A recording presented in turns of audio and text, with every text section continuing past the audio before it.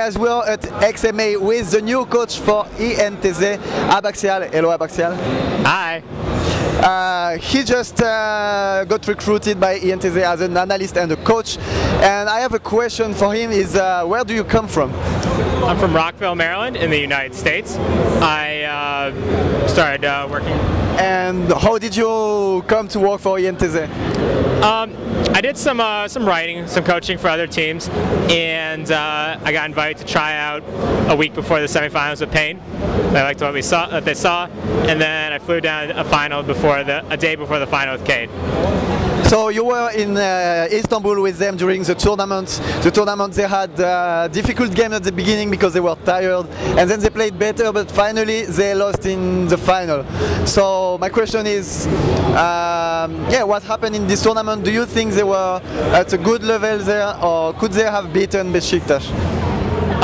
They certainly could have beaten Besiktas, but they didn't, and it wasn't necessarily a fluke. They had some problems in the mid-game and the late game, transitioning their advantage smoothly.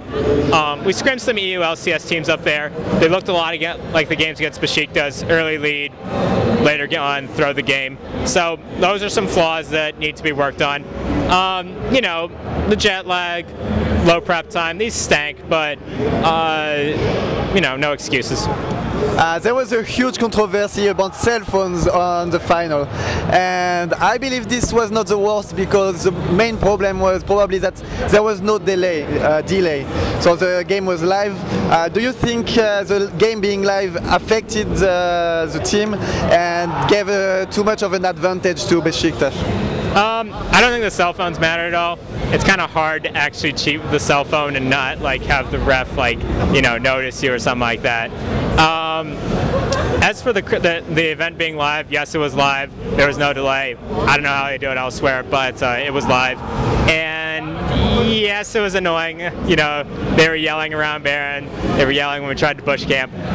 They could really understand the public shouting information to the players, right?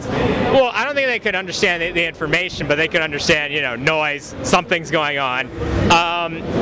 It actually backfired for Besiktas a bit. The crowd actually hurt them because they were yelling during the pauses, and they actually lost bans in I believe 2 games for it. So it wasn't that great. So this was the reason why they lost the ban, because the public was yelling during the pause, right? Yes, it was. And I will say though that this yelling thing, this has happened in esports before in other countries. It's not it's hard to say that you wouldn't do it. If it's your team, oh, I'm gonna be quiet. Yeah, they're doing Baron. I'm not gonna. Yeah, but Yeah, I would do exactly the same. Maybe it's on Riot's part to have delay when you're playing against the hometown. Maybe that was the main issue. Talking about the level of play of the Brazilian scene, do you think Brazil is still behind compared to NA, EU, other regions like China and Korea, or are they catching up? How far are they from beating better regions like? Right. The mechanics are there. I saw players with good mechanics from every region at the wild card. Maybe not best in the world, but certainly good mechanics. But the strategy is going to take some time to build up. You really have to be exposed to good strategy and play against it in order to be understand it, get comfortable with it. On its own, it's going to develop very slowly. It can get better on its own given enough time, but it's going to be hard. It's not going to happen overnight. There's no magic bullet or anything like that. Okay, thank you very much. Do you have anything you want to add or say to the INTZ fans? INTZ fans, other Brazilians, hi. It's been a bit of a wild ride, but it's been fun. I don't know what the future will hold, but maybe this team goes to Worlds one day.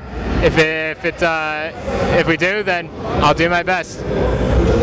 Thank you very much. So Brazil, Abaxial, Brazil. Thank you.